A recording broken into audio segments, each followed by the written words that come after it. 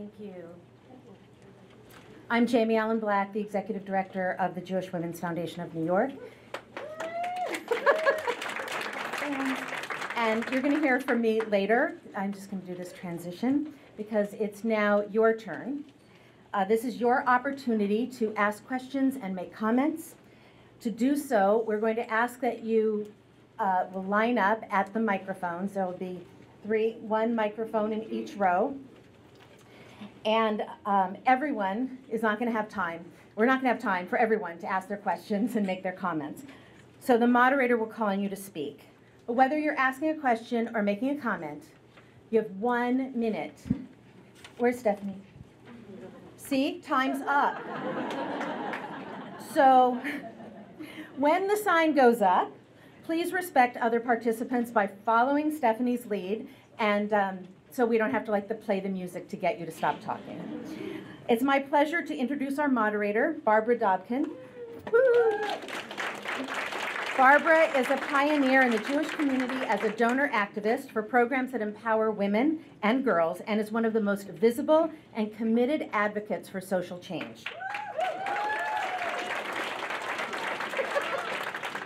Joining Barbara are 3 experts here to answer your questions. Deborah Meyer can answer your questions about the culture at large. Why this moment?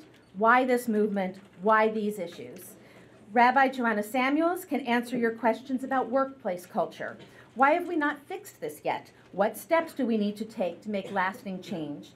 And Rabbi Mira Wasserman can answer your questions about Jewish ethics. What can Judaism offer us in our quest to create safe workplaces? And ethical workplaces. All of their bios are in your program, so I'm going to just turn it over to Barbara and the team.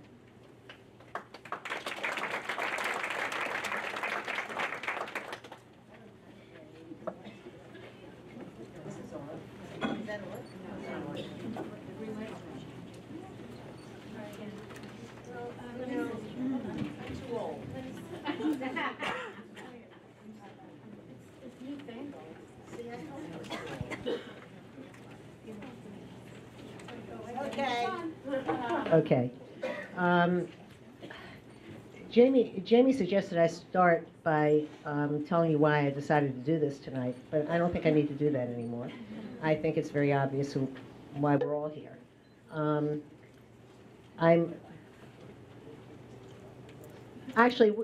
We can just start by having people line up and ask questions. I mean, there are a lot of things we could say, but we're more interested in the questions that you have or what you want to say. Okay, that's real good. Come on. Hi, You have to know how it works. Hi, I'm Rabbi Jordy Gerson. I have a question for all of you. A lot of women who, when they are harassed, end up having to sign NDAs for various reasons, non-disclosure agreements. How do you protect other women or other people that are in a vulnerable position if you have to do that for financial reasons, for professional reasons? How do you protect other women?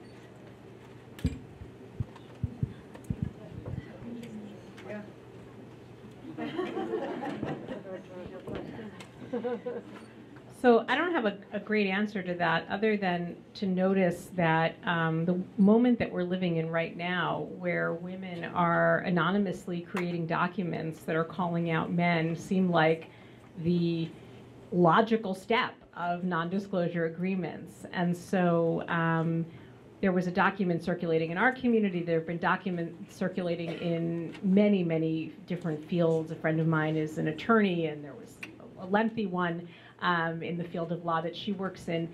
And, you know, what's interesting to me is how quick the backlash came against the creation of documents like that, when what's obvious actually is that there is no recourse by which women can protect each other than to create those kinds of documents.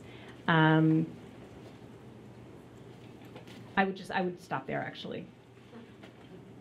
Actually, I would add one thing, which is that, I'm sorry, the woman whose name I'm forgetting, who created the media men list, wrote the most powerful piece on The Cut, and it really should be actually required reading for every human being who is alive right now on this planet, because she talks about why those documents need to be created, the backlash that she received, and nevertheless, her very strong opinion that this was the right thing to do.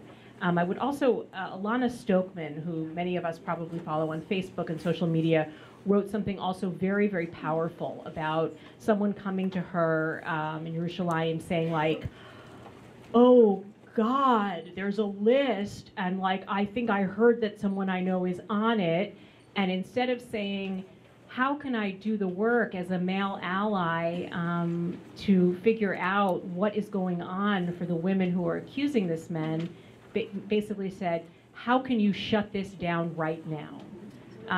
And her writing on this was also extremely, extremely thoughtful. Can I add something?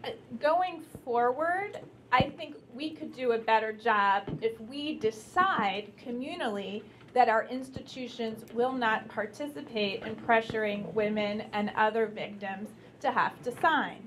So if we had a fund where we could guarantee women who made complaints would have legal representation so they could see their complaints through, they wouldn't feel the pressure to sign. So that doesn't help women who have been pressured into signing already, but this is something that we can address proactively moving forward. Hi. Hi, Nancy Kaufman, National Council of Jewish Women. So I came from the other world, the secular world, about 25 years ago to the Jewish world. I had come from democratic politics in Massachusetts, which was an Irish bastion of men. So I wasn't too surprised, I guess, when I got to the Jewish community and had younger women in the Federation coming to me all the time. I think that what I feel particularly concerned about and enraged about, quite frankly, is that it's taken us so long as a Jewish community to understand we, after all, are like everyone else. So I have two questions. One, I guess, Deborah, I'd ask you, are we seeing a generational shift at all in terms of my generation versus a younger generation? That's part one. Part two, I've been hearing a lot from some of my Israeli colleagues, because some of you know we're doing a major research project right now in Israel, that it hasn't quite caught on yet. And I'm just wondering if those of you working in Israel and how this is going to play out in Israel, and since we have an upcoming symposium, I have a feeling this may be an issue that comes up. So one is why it's taken so long, and I'm done. Great.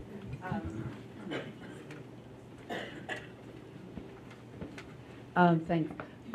I feel like what I'm very heartened by what I've been seeing within the people, among the people we connect to as Moving Traditions, in terms of the younger educators who are coming into our circles. And, you know, it's a small pool, but in this small pool, I see a really different understanding of gender and identity and roles. And so I'm hoping that extends to power dynamics and sexuality as well. And I would say that it's not something we should just sort of passively wait for. Obviously, we're very committed to thinking about what do we do, how do we help the next generation, those who are teens now and rising young adults, how do we help them understand what it means to be in relationship, what it means to have power, what it means to have respect, and what it means to love, and the difference between those things. And I think that I think is incumbent upon us as a Jewish community. So I do see some changes, but not enough. Oh, and working with boys too. Yes, we work with not only with girls but with boys. We have to have conversations with boys. Rabbi Daniel Brenner here just wrote a piece that was in the JTA. We have to help boys also have these conversations. It's not enough to empower girls and women, which we obviously need to continue to do. We have to help boys have these questions because, it's confusing for them. I mean, imagine being a kid today, a teen today, and thinking, am I, because I'm male, necessarily someone who's going to harass somebody? What does it mean, in my life and my relationships? So really helping parse that. They have the right to ask that question, and we have the obligation to help them explore that.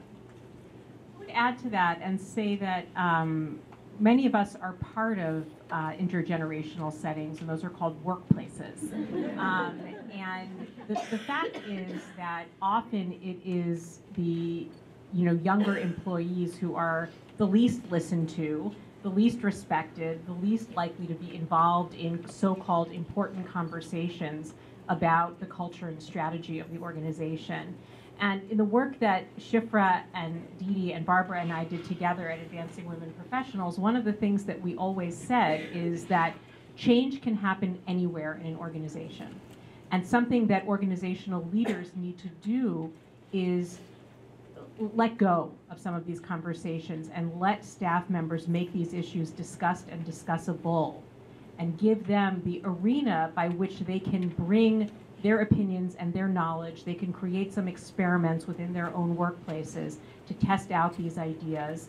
And that the good news for those of us who sit as organizational leaders is, like, we don't have to come up with all the answers, actually. Like, lots of people are very smart and actually maybe even smarter than us. And I would say particularly for younger women and men coming into our organizations who really are thinking about this in new ways, and the extent to which we can let their voices not just be live, but actually that we ourselves might think like, oh, actually I could learn something. I could unlearn something that is holding this organization back from being the place that it needs to be on these or any of the other issues that come up. The Israel issue? Anyone comment on that?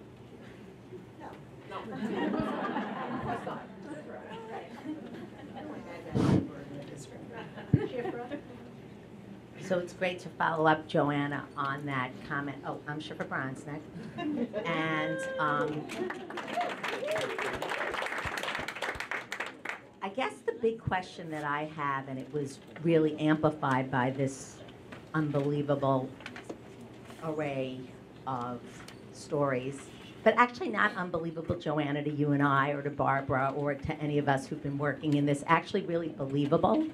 And the only thing that's unbelievable is the complacency that has kept this system in place. So my question is, I've recently heard that there are a number of funders, many of whom have not really been involved in this space, who are eager to move forward on initiatives that will help deal with these issues. So my question is, how could we help make sure that at the center of these decisions are the people most affected by the challenges that we've just heard? How could we make sure that the people who've been abused by donors, philanthropists, board members, and CEOs are actually the ones who determine where resources go for this issue, not just receiving resources, but getting the resources? And how could we make sure that this does not become an empty top-down initiative to show that we're doing something, but that we actually do something? Well, maybe you could help. Maybe you could help with that, Shifra. Maybe one step is those people who are thinking about putting this money together might want to work with, you and Joanna and Dee and those who've been working on these issues for a while. Might be a good start. And because the question is, how do you find those young women who, and maybe not so young women, who have felt the need to be anonymous? How do we create safety for people to actually say their names and say it happened to me? And so I think it's a great question. And it's one thing that we could really have a conversation about. I just want to add, yes and yes and yes. And I'm also concerned about the other people who work in our workplaces who aren't professionals. So I'm thinking about office staff. I'm thinking about the people who come in and clean and alone in our buildings. So I think we need a very, very broad array of people in the conversation. Yeah, I want to add to both of the things that were said and say that I've been a student of social change for a while now. And my experience with social change is that you can't do social change for other people. right? Like, it actually has to start with yourself. And so I appreciate the enthusiasm around this issue from all of the corners that it's coming from. And I also, and maybe this is just the kind of stubborn feminist in me, but I would say and what I know is that unless we understand how we are complicit in systems of structural inequity, we cannot dismantle those systems, because we are just, we become one big part of the problem, and we now have given ourselves like this carbon offset to go like, oh no, I get it now, and I'm going to help everyone else do it. And I feel like that just never works, and actually it often compounds the problem. So I'll just give you an example, which is that I am very, very, very blessed to work in a very diverse, multiracial organization. It's diverse in every way. And the opportunity to put myself in a position of listening and learning has been one of the greatest blessings of my life and my leadership. And I hope in some way is slowly leading us to a place where there's more openness and honesty in our communications. But it's been very important for me not to say, I'm leading the charge here. I'm really not leading the charge. I'm taking in the charge in a big way.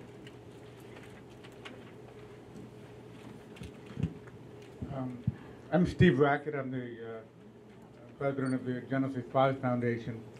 And as a foundation this year, we are going to be listening and learning about this important issue. I want to thank the Jewish Women Foundation. This has been an extraordinarily powerful program for me personally and for everybody in this room. I typically ask the following question: what does success look like? I'm not going to ask that question. But a year from now, if we were to come together, what would progress look like?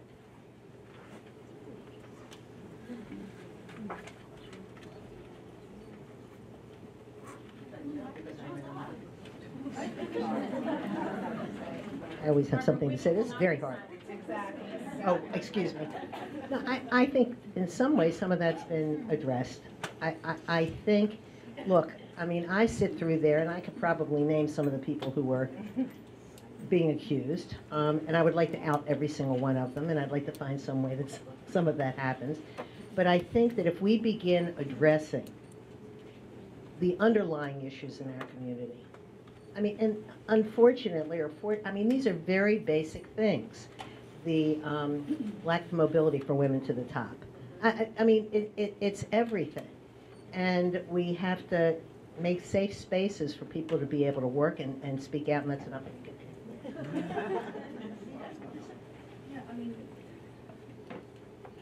In a year, will there be an opportunity for women who have been harassed to bring their case and to be heard, to have lawyers who will be available to them to pursue their cases? In a year, will people stand up, upstand, as people like to say, and speak out when inappropriate behavior, when that guy is massaging that neck? That was like, oh, will someone else say something? So will we, as a community, begin to not only amplify the voices and the terrible stories, but also begin to take responsibility for preventing more from happening? Will we have more conversations with people in college and people in high school and people in middle school about what it means to relate to each other with respect, and what it means to see each other as a human being and not as an object to have power over, or to dominate, or to possess? I think, hard to measure, but I like to see that. I would add a few things to what Deborah said. The first is that in every workplace that these issues are discussed and discussable, I would say that funders take responsibility for two things. First of all, the terrible power imbalance between donors and professionals that underlies so much of this, and the fact that lay leaders are in positions to make such critical determinations about professional advancement in our community without their own biases being examined and checked. Another piece that's really important is having sturdy outside mechanisms within organizational life where even the most beloved person, even the biggest donor, even the best rabbi on the planet, if that person is a toxic harasser in our community, there needs to be a process that will investigate that, and if that person is guilty, have them exit the community, professionally or however. And the third is, I think we need to do an audit of who we are holding up as experts in our community and as the voices of power in our community. And as a rabbi, I can tell you that I still feel like I'm swimming upstream in terms of being taken seriously as a thought leader, being taken seriously as an important person in our community and as an important rabbinic voice. And so when we created a pledge to ask men not to speak on all male panels, it wasn't because we had some fetish about all male panels. I mean, panels are always, they're not usually very good anyway, but because basically, except this one, so good. Because what we were trying to get at is that the community needs to see women in positions of thought leadership in order for women to be honored, in order for women to advance, in order to shift the narrative around who's an important person in our community. And so that would be another outcome that I would like to see is an end to this. I'm so sick of getting these email blasts with 9 male voices on it and feeling oh my God, this is so disrespectful and it is such a poor showing of our community. That's what I'll say for now.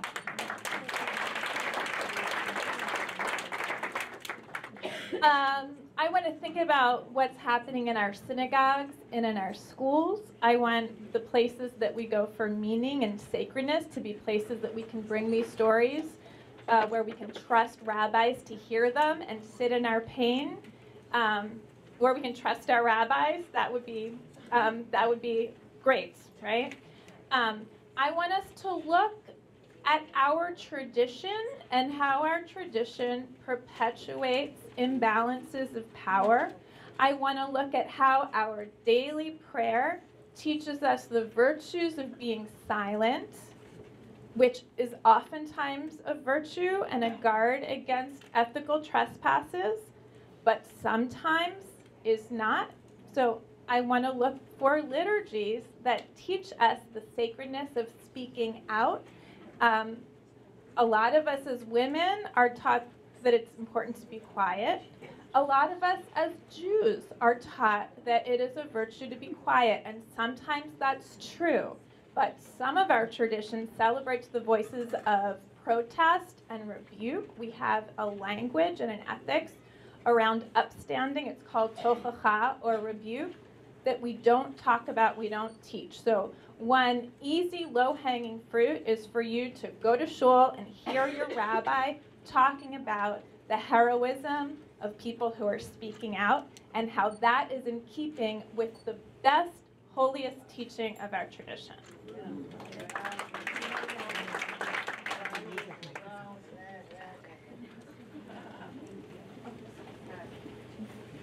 Thank you, everyone. Okay, thank you, everyone, for bringing this up for the Jewish World Foundation. My name is Lonnie Santo. I'm Executive Director of Footsteps. One of what I want to hit on the community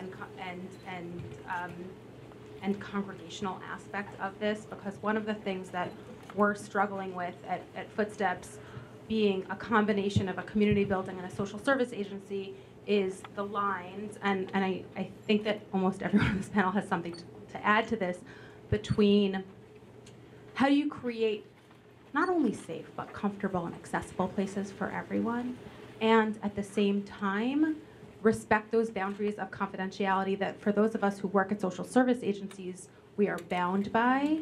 How do we help other people be warned while we also can't, because of social work ethics, do that?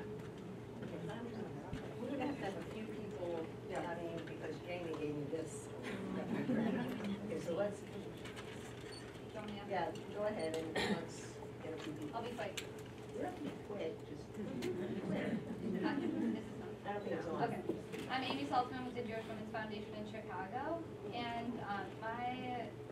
as I was hearing the stories, the biggest things that was going through my mind were we had brought up, or someone had brought up complacency. But the next thing that is I'm thinking of in my mind is fear, and especially working in the Jewish community.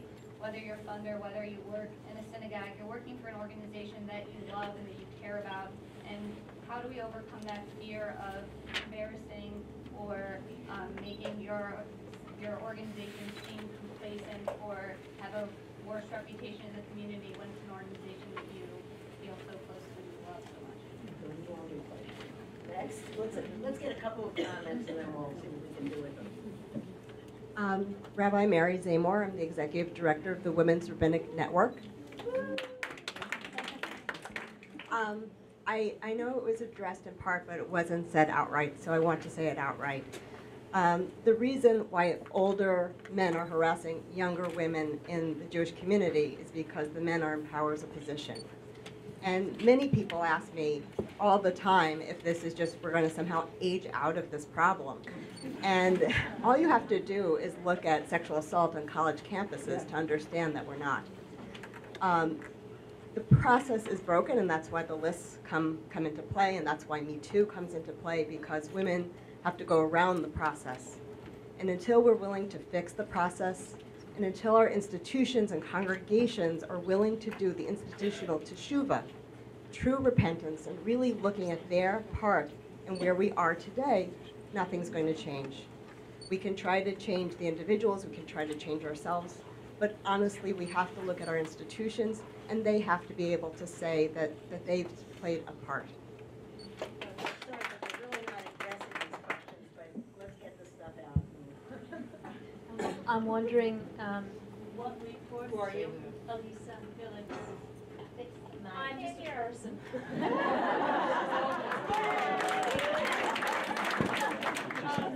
I'm wondering it's not really working.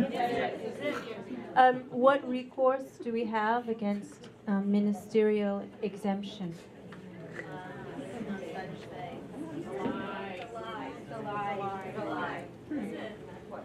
Yeah. All right.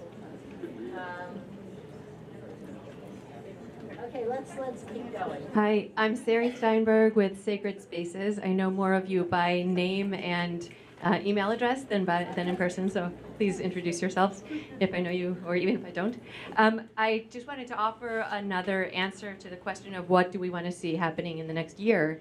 And what we're working on is working with organizations, with institutions, to make sure everybody's got a policy in place, a policy that's tailored to your community and to the culture. And as the policy develops, it's also involving everyone in the community, or as many stakeholders as possible. And we really want to see there be recourse, there be people being aware that there are limits, there are boundaries, and respecting them and understanding what to do if they're crossed. Yes. I'm Amy Stone. I'm one of the founders of Lilith Magazine. And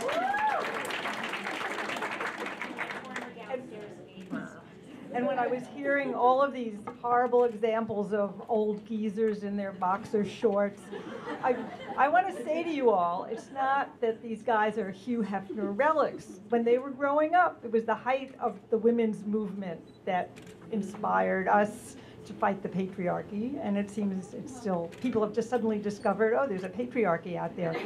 But even if these guys are old enough to be your fathers or your grandfathers, it's not acceptable. And when they were young men at the height of the women's movement, it was not acceptable then either.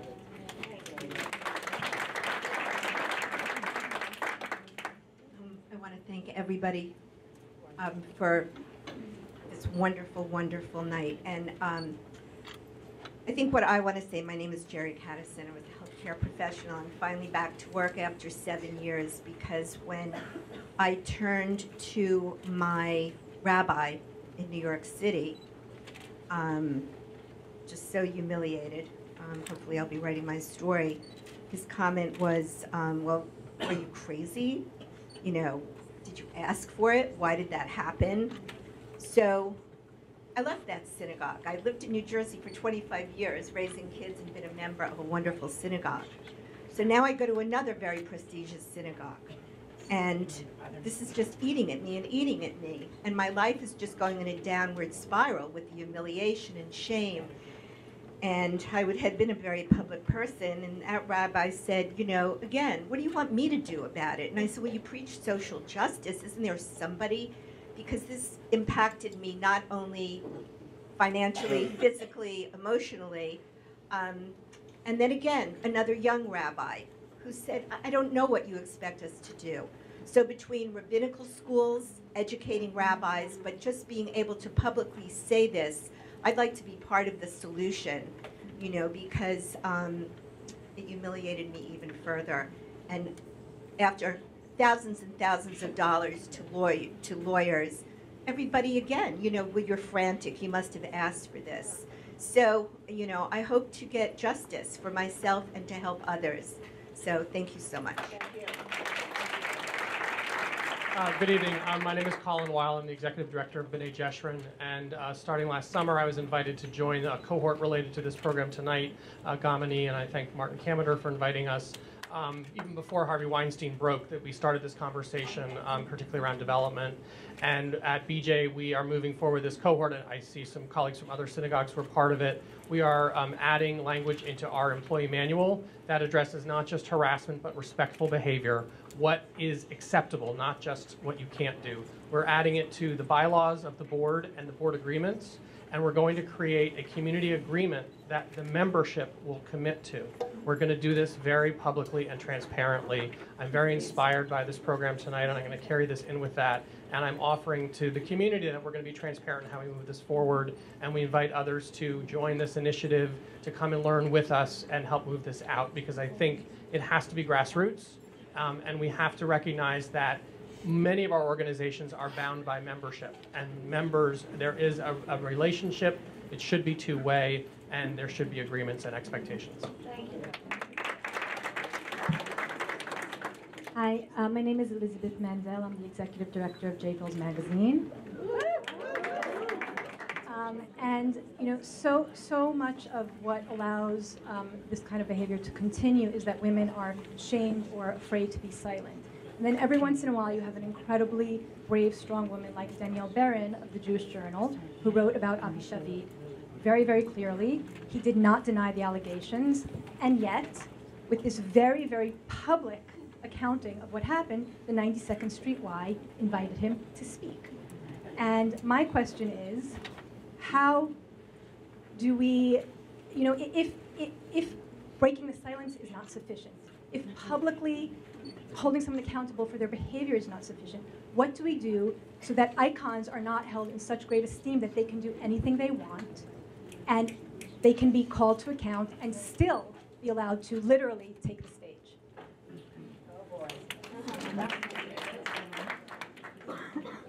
Hi, I'm Julie Sisman, and I also want to offer a piece of a vision for where we could be in a year. In a year at this gathering, I'd like to see more men in the room, because we will not solve this problem unless men are hearing the stories that they have no idea happen. My husband didn't even know that I hold my keys in my hand when I walk home because I feel unsafe until about 3 months ago. And we can't make the change if the men aren't holding themselves accountable with the women. And so that's what I'd like to see in a year.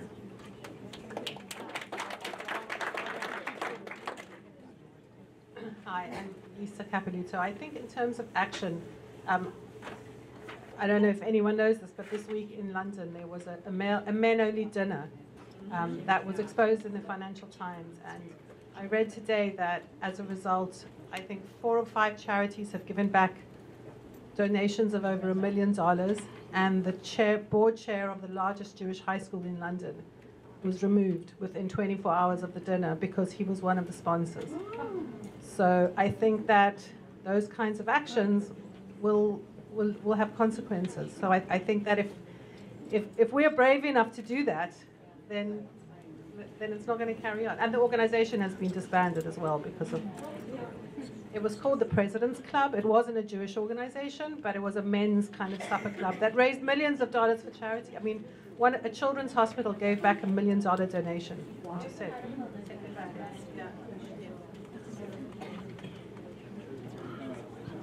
said. I know I talked a lot already, but I just, thank you. Want to step back to the Jewish ethics piece and how do we bring that culture change. And, I feel like Moving Traditions is doing that work, and it's about helping to unpack that we are all inherently sexist. And it's not because we're jerks, it's because this is the culture that we have all been raised in. And so for women who sit here tonight are profoundly feminist, and we know what that means, and we still struggle with all of the messaging that's coming at us left and right. And boys are still taught with their most liberal parents that they need money, and money and sex are what create power.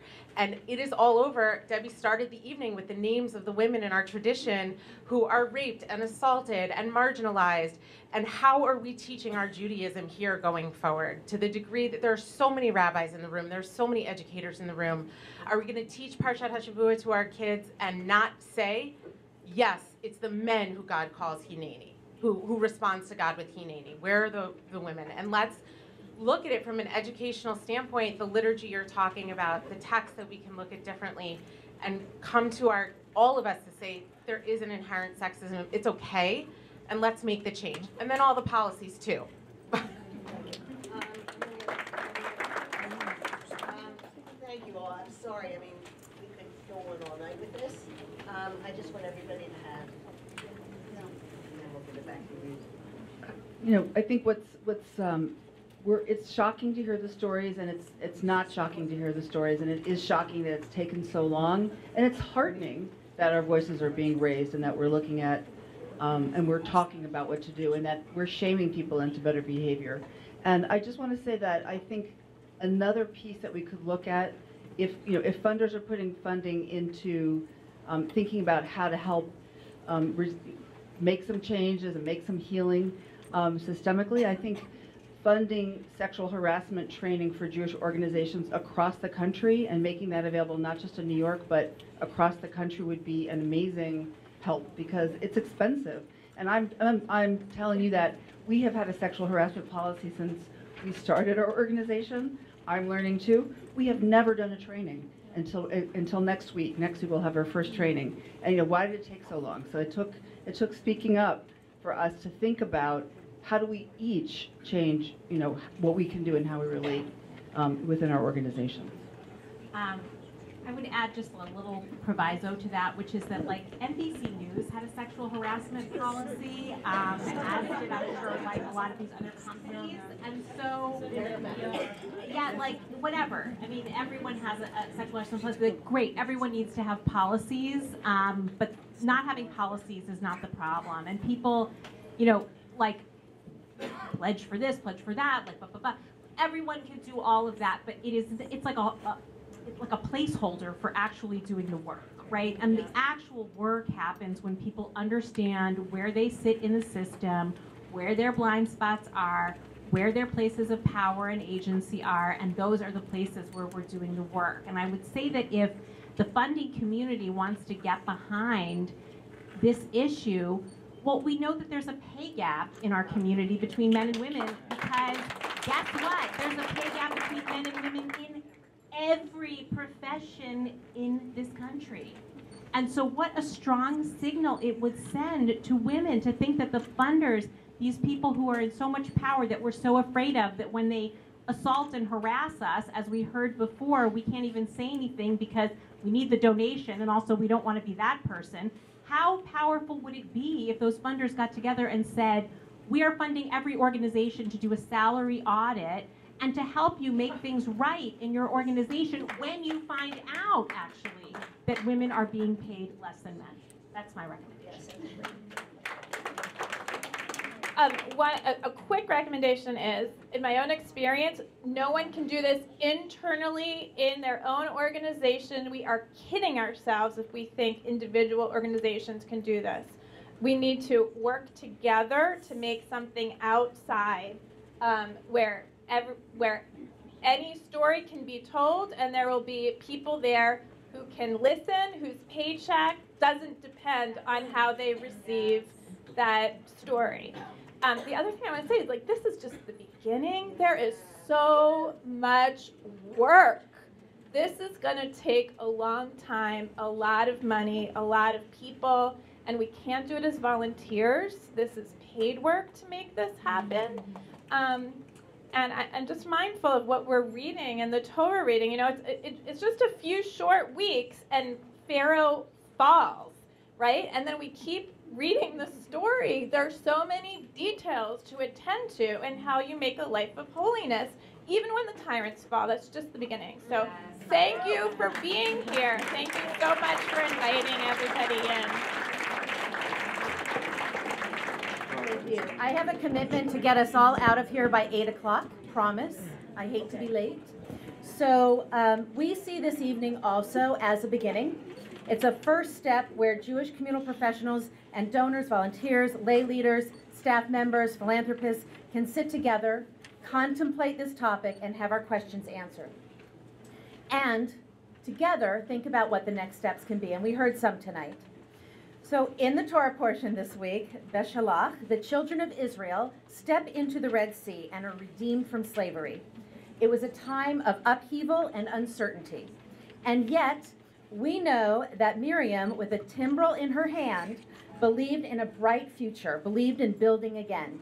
And she led the community in hope and song and strategized with other communal leaders about how to move forward. Tonight, we've continued to follow her lead.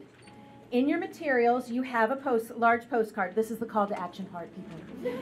Okay, you have a large postcard. If you have an idea about what those steps could be, if you want to see something specific in the Code of Ethics, if there's anything else you want to share, write it on the card. There's a basket in the back, and you can leave it on your way out. Also, if you don't want to do that and something comes to you in the middle of the night and you said, I wish I'd said that, send it to me. Send it to anyone, and we will get it because we're all in this together and we want to hear everyone's voices. Hold on. Sorry. Moving. Next week, a group of us from New York will be going to Washington, D.C. to speak with other organizations that are working on these issues. So I want to take your words with us. So your suggestions, your words, your concerns will come with me and the great Martin Kaminer, who's the father of this movement. We will go to D.C. and your voices will be heard. So this is not the last time your voice will be heard. What are you raising?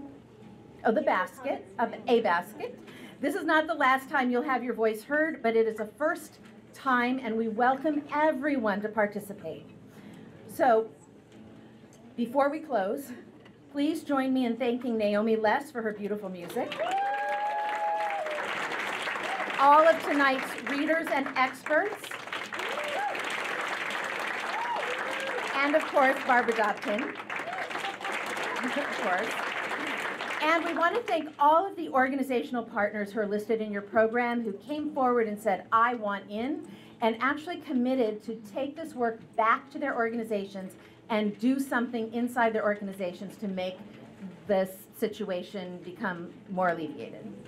We deeply thank the Cornell Weinstein Family Foundation, without which this program would not have been possible.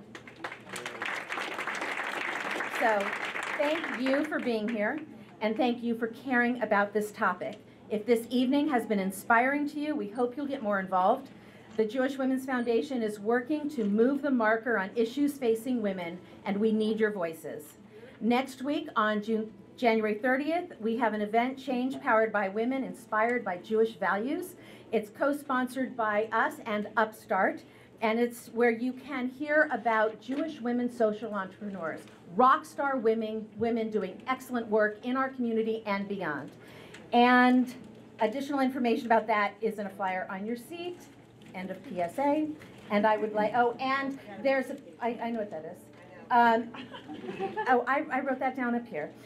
Jewish Women's Archives has Archiving Me Too. And it's jwi.org/me too. These cards are outside. So when you say, how can we collect more stories? Send your stories here. Tell people that we're collecting stories and we want to hear from you. Jewish Women's Archives has generously offered to take care of our stories and keep them in trust, and they can be anonymous. And now, thank you. With all these firsts that are happening on the shoulders of many firsts that have happened before tonight, let us sing the Shechianu together as we step into, as many did, into that sea in the Parshat B'Shalach. We sing together, Baruch Atah Adonai Eloheinu Ruach HaOlam Shehecheanu V'kiyemanu V'hikianu L'zman hazeh. Na na na na na na na na na.